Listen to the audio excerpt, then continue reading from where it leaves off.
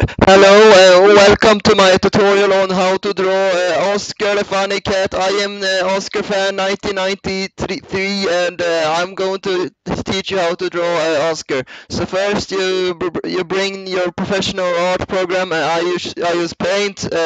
It's a very good program. I use it all the time.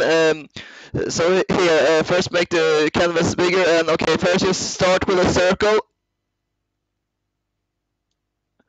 And then some triangles here.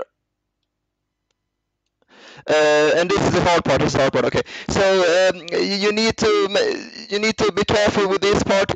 Make the eyes really big, but not too big, like this, and the other one too, like that. And then remember to draw the lines because the lines makes him all mischievous, but not too mischievous because he's a funny cat. So here this is how you draw the mouth, the nose, I mean, and then you just draw the mouth like this, and then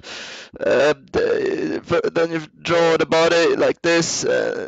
That's how that's how you do, and that is how you draw Oscar. Remember to give me 5 stars on WebTube, and that's it. That's how you draw Oscar. What? Mom, no, no, Mom, please.